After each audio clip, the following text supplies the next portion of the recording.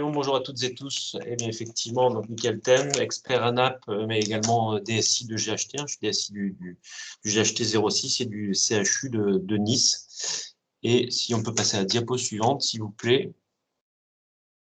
Merci. Donc, je vais vous présenter effectivement ce guide ANAP qui a été écrit à trois mains par trois rédacteurs, donc moi-même, François Gerder qui est également expert ANAP et qui était DSI des US, donc des hospices des hôpitaux universitaires de Strasbourg, également Christian Prudhomme qui est expert ANAP et qui est également DSI à temps partagé dans les établissements privés lucratifs. Donc ça a toute son importance, hein. Ce guide a été vraiment partagé et écrit à plusieurs mains et par des experts, donc DSI, provenant de divers établissements et de diverses structures. Donc ça nous permettait de couvrir un champ assez large autour de la déclinaison du plan Open. Le guide a été écrit initialement pour des chefs de projet Open dans les établissements de santé, mais vous le verrez au fil des présentations et j'aurai l'occasion de vous le partager lors du retour sur expérience.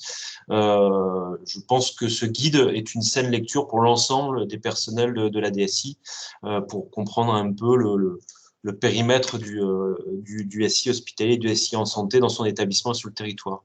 L'objectif du guide, c'était bien de comprendre et d'utiliser les méthodes pour produire les indicateurs. Alors, idéalement, de manière automatisée sur les domaines prioritaires. Effectivement, dans l'approche, on a souhaité faire en sorte de donner des trucs et astuces pour automatiser autant que possible la production des indicateurs. Bon, il est très clair que, et vous le vivez tous les jours, ce n'est pas possible pour tous les indicateurs, c'est pas possible avec tous les logiciels du paysage SI. Néanmoins, autant que faire se peut, dès que c'est possible, essayons d'automatiser, quitte après à colliger les infos sorties de nos différents SI. L'idée également de ce guide, et ça c'est une approche ANAP dans sa méthodologie de travail, c'était d'identifier les difficultés pour pouvoir les anticiper dans l'atteinte des valeurs cibles. Donc nous on appelle ça des points durs. Donc on a listé les points durs qui sont, on l'espère, assez exhaustifs et assez pratico-pratiques parce que proches de nos expériences terrain. Maintenant, c'est une liste qui se veut non exhaustive et comme on le dit assez souvent, on est toujours preneur des expériences de chacun pour alimenter cette base de points durs et donc d'essayer de trouver des moyens de contournement pour essayer d'avancer. Et enfin, on a listé les éléments de preuve associés à chaque indicateur. Donc ça, c'est assez important. L'idée étant d'avoir une base commune sur laquelle travailler afin de pouvoir avoir le même langage, le même dialogue avec nos CMSI dans les ARS, mais également quand il s'agit d'établissements support ou d'établissements membres d'un GHT, de pouvoir partager ensemble des éléments de preuve qui sont les mêmes. Si on peut passer à la diapo suivante, merci. Donc, au niveau de la méthode de travail, c'est une méthode de travail qui est pratiquée par les experts ANAP. Donc, c'est un travail collaboratif, comme je vous le disais, une écriture à plusieurs mains d'experts qui viennent de plusieurs domaines, métiers et de plusieurs types d'établissements. C'est une rédaction d'un document qui s'est fait d'octobre à janvier. Ce document est partagé en collège des experts, donc avec des collègues qui sont issus également du médico-social, qui ne sont pas forcément des DSI, on a aussi des collègues métiers, donc ça permet un peu de stresser le document et pour nous d'avoir des retours sincères sur ces documents qu'on pourra ensuite intégrer pour améliorer notre production. Le document a été relu par la DGOF et PF5 en même temps que dans le cadre du collège d'experts et il a été mis à disposition sur le site de l'ANAP et je crois sur le site de la DGOS à compter de mars 2020. La structuration du guide diffère légèrement voire quand même assez grandement par rapport à celle du guide de produire les indicateurs d'hôpital numérique. On a souhaité en fait l'articuler comme vous pouvez le voir avec une première partie qui rassemble les points communs à poser pour comprendre tous les indicateurs, une sorte de préface un peu synthétique mais néanmoins assez générale qui nous permet de partager les points communs comment dire, et de s'assurer qu'on parle tous de la même chose. Ensuite, on a fait un chapitre par domaine fonctionnel et une fiche par indicateur. Donc ça, c'est assez nouveau avec le périmètre de l'indicateur, la méthode de calcul de cet indicateur, la source des informations de l'indicateur, les éléments de preuve, comme je vous en ai parlé auparavant, ainsi que les poids durs, les facteurs clés de succès pour produire l'indicateur. Alors, ces facteurs clés ne sont pas bien évidemment que techniques, hein, c'est typiquement associer les métiers, comment s'organiser pour produire correctement les indicateurs, un modèle type de document de preuve et les principales ressources documentaires parce que on a pas mal aujourd'hui de documents au sein d'ANAP qui permettent d'alimenter nos indicateurs open. Alors, au niveau de la mesure des usages du SI, donc pourquoi des indicateurs d'usage? C'est clairement pour piloter de façon rigoureuse le déploiement et l'usage des systèmes d'information installés. Et pour ça, ça nécessite des indicateurs techniques, des indicateurs de suivi de projet, mais également des indicateurs métiers. Comme Caroline Legoran vous le disait auparavant, Open n'est pas qu'un levier financier, c'est aussi de l'amélioration dans les usages, l'amélioration de la qualité de notre système d'information. Donc, ces indicateurs d'usage doivent intégrer tout ce qui touche au système d'information. Donc, c'est beaucoup plus large que la technique. On a aussi la conduite du changement avec le projet et surtout les indicateurs métiers, donc la déclinaison opérationnelle des usages de notre système d'information dans nos établissements. Pour qui on produit les indicateurs d'usage du SI? Eh bien, c'est déjà pour la DSI, pour le DSI et la DSI, hein, dans sa totalité pour pouvoir piloter, comme je vous le disais, l'usage et l'utilisation de son système d'information, donc sa qualité. C'est aussi pour la direction de l'établissement et les métiers, parce que ça permet de communiquer sur des projets et ça concourt à une démarche qualité. Donc, typiquement, c'est un outil qui permet, quand il est partagé, que ce soit en CME, en comité de direction ou en comité de suivi de projet, de voir où on se situe, tant au niveau d'ailleurs des prérequis que des cibles à atteindre. Et ça sert également aux instances nationales et régionales dans le cadre du programme Open.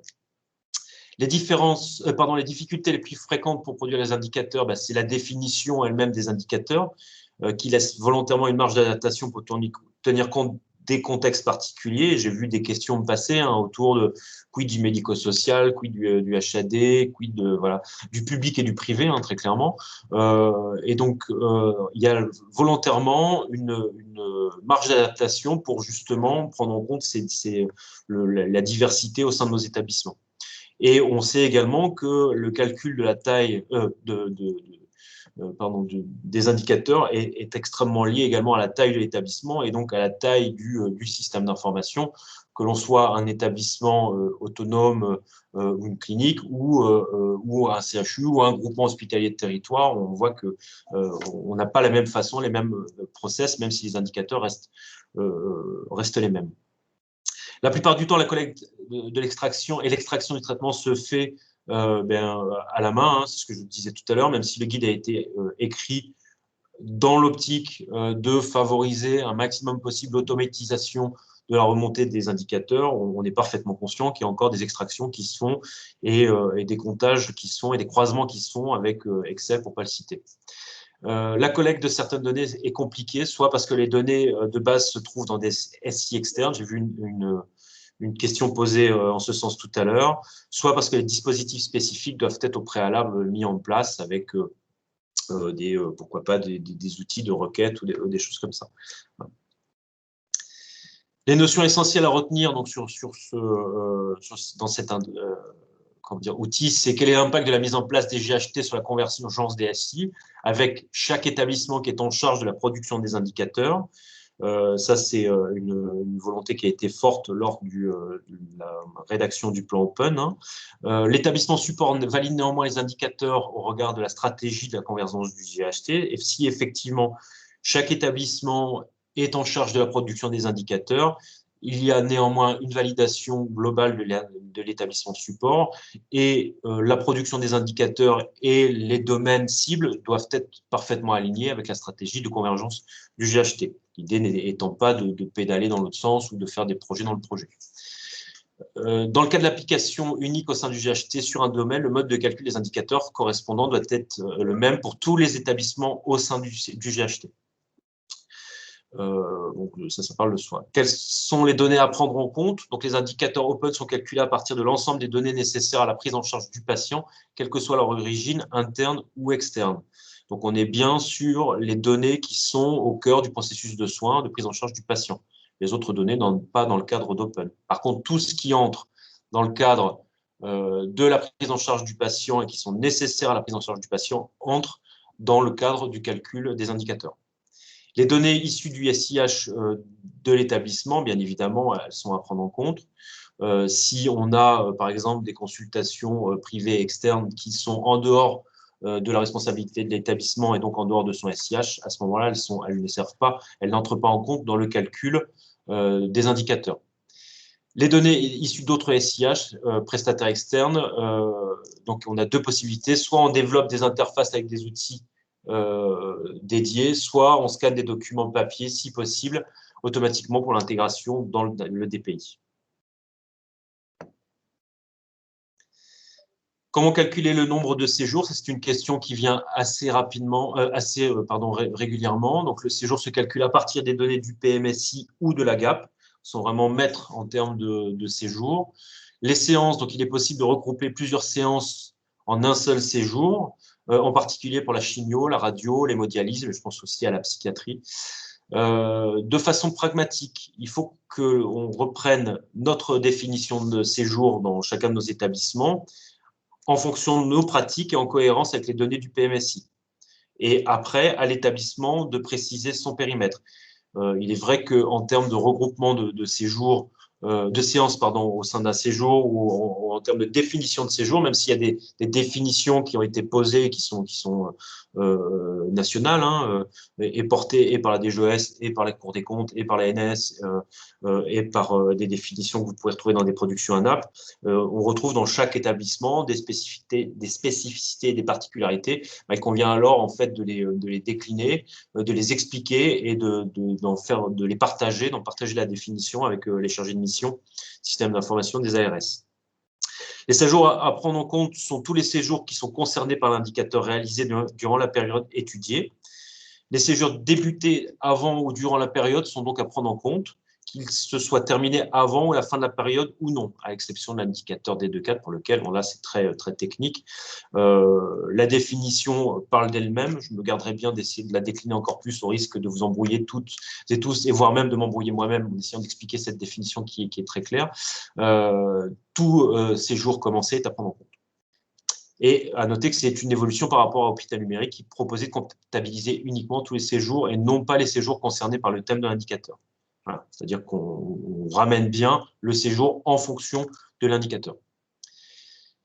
Comment mesure la mise à jour du DPI? Alors ça, c'est pareil, c'est une question qui revient assez souvent. Comment je peux dire, là, on considère que je mets à jour mon dossier patient ou là, j'intègre un document et ce n'est pas nécessairement pris en compte dans le cadre du calcul open.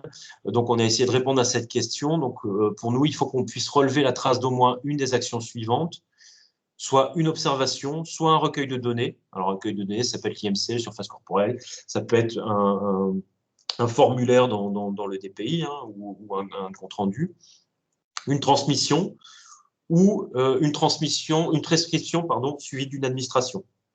Toutes ces données-là, toutes ces actions-là dans le DPI constituent une mise à jour du DPI.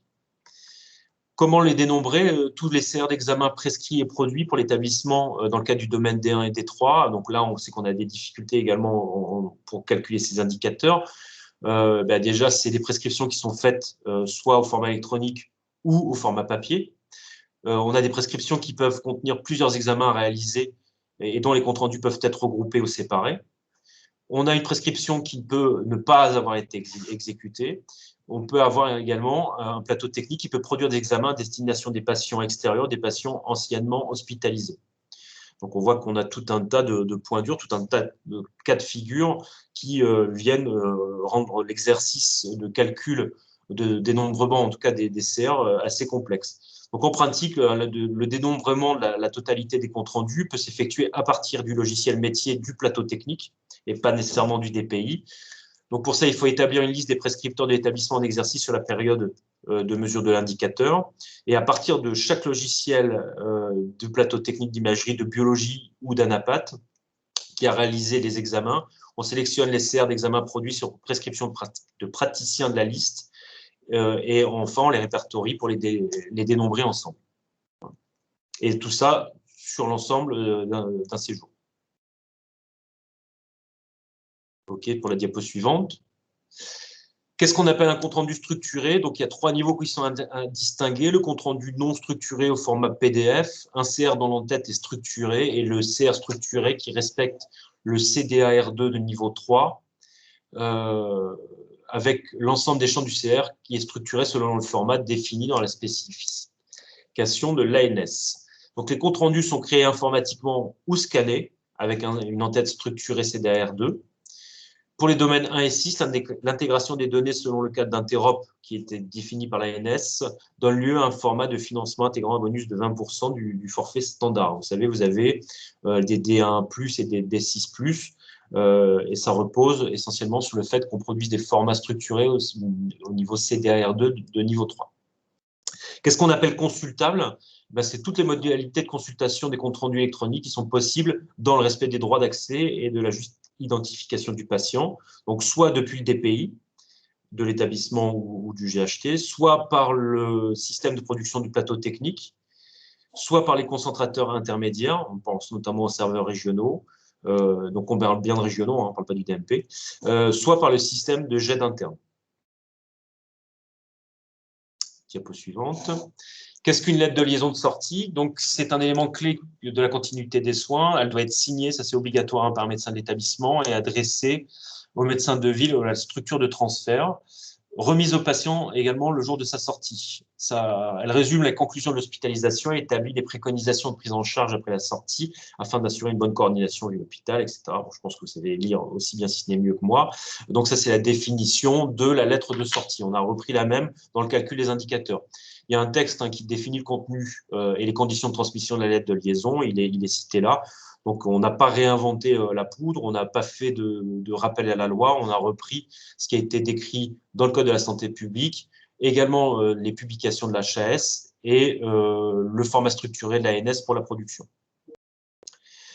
Concernant le plan de soins unique, il doit permettre, parce que c'est pareil sur la définition de plan de soins unique, il faut qu'on arrive à s'entendre, donc c'est de visualiser les prescriptions de médicaments, les demandes d'actes médico-techniques et paramédicaux pour un patient, un ensemble de patients, par jour et par heure. Donc il y a cette notion de ligne de vie, de temps, de chronologie qui est très très importante dans le plan de soins. C'est-à-dire qu'un concentrateur de documents dans lequel on n'a pas de ligne de temps, ligne de vie, n'est pas un plan de soins. Ça permet également d'effectuer le suivi de l'administration et d'enregistrer les actes effectués et les éventuels commentaires associés. Donc, la petite différence avec le programme hôpital numérique et dans le contexte de la convergence des SI-GHT, il est indiqué que le plan de soins doit être unique au sein de l'établissement, ce qui signifie qu'à tout moment de la prise en charge d'un patient, le plan de soins est consolidé dans une seule application pour le soignant. L'idée étant, on parlait tout à l'heure de qualité de production des soins et des informations médicales dans nos SI, qu'il n'y ait pas de risque de perte de chance pour nos patients avec une perte de données. Les fiches indicateurs dont je vous parlais tout à l'heure, elles sont articulées, comme vous pouvez le voir à l'écran, avec la liste des contextes possibles, les cas organisationnels fréquents, autant pour moi, et après, j'en ai parlé tout à l'heure, des descriptions générales, le périmètre de l'indicateur, la méthode de calcul, etc. Sur l'applicabilité, on a repris la grille qui est publiée sur le site de la DGOS et qui décline en fait l'applicabilité de l'indicateur en fonction de la structure. MCO, SSR, Psy, HAD, dialyse, établissement de santé sans plateau technique et établissement de santé sans acte de consultation externe. Diapo suivante, s'il vous plaît. Encore une fois, c'est une production qui a été faite pour les chefs de projet Open avec des fiches pratiques. C'est un guide d'environ 102 pages qu'on espère assez assez didactique pour ne pas que vous puissiez y piocher assez rapidement des informations quand vous en avez besoin. Son objectif, c'est bien de savoir comment calculer les indicateurs open, spécifier comment automatiser la production et connaître les éléments de preuve à produire. On a 9 notions essentielles pour comprendre et répondre à 80% des questions concernant les indicateurs, et avec une fiche de calcul de chaque indicateur, avec le rappel des guides des GOS, etc. Le guide est, quant à lui, disponible sur le site dont l'URL s'affiche, donc le site de l'ANAP, mais également, il me semble, sur le site de la DGOS. Merci, Michael. Bah, non, c'est encore un petit peu à toi. Ah oui, c'est vrai, mon retour sur l'expérience, voilà, que j'ai pu partager avec vous et tout en commentant la publication. Alors, je vais essayer d'être succinct, je crois que j'ai 5 minutes. Pour moi, l'importance de ce guide, il traduit ce qui vous a été dit et ce qui a été présenté tout à l'heure par la DGOS et par Caroline Leglos, à savoir que Open, il doit vraiment être considéré comme un outil de pilotage de la qualité et de la maturité de nos systèmes d'information, et pas seulement comme un levier financier. Caroline a parlé tout à l'heure de plusieurs leviers sur la gouvernance, la compétence, l'accompagnement, le pilotage, la recherche et l'évaluation, et bien évidemment le financement. Mais le financement, c'est l'un des leviers pour améliorer nos systèmes d'information. Donc, il est important qu'on puisse s'imprégner de ce guide et en tout cas de ce plan Open avec l'ensemble de la DSI pour pouvoir avoir une vision d'ensemble sur le schéma directeur du système d'information et qu'est-ce qu'on veut faire de notre système d'information d'un point de vue qualitatif, d'un point de vue la sécurité également, au niveau de la sécurité, ça fait partie des indicateurs open, on le rappelle, d'interopérabilité et d'ouverture sur l'extérieur avec le DMP, avec la possibilité d'ouvrir un rendez-vous, d'ouvrir sur des espaces patients, et également sur l'usage de nos systèmes d'information. Et je crois que ce point-là est extrêmement important. Quand on va calculer nos indicateurs, on va pouvoir toucher du doigt comment sont utilisés nos systèmes. Et ça, c'est quelque chose qu'on a du mal souvent à mesurer. On fait des projets, on met en œuvre des systèmes, on les veut qualitatifs, on veut qu'ils soient sécurisés, on veut qu'ils soient bien structurés, qu'ils correspondent aux attentes du métier, mais on n'a pas beaucoup d'indicateurs sur comment ils sont utilisés, en dehors des indicateurs classiques qui nous permettent de pouvoir notamment répondre à des projets comme Open, ou en tout cas avoir des subventions. Là, Open, ça doit permettre au DSI, à l'ensemble de la DSI, de partager cela sur l'utilisation et le niveau d'utilisation de son SI. Ça doit être également partagé, on le disait tout à l'heure, avec nos sponsors. Et nos sponsors, ce sont nos présidents de CME, enfin nos communautés médicales, ce sont les directions des soins, ce sont également nos directions générales, nos agences, nos tutelles. Voilà.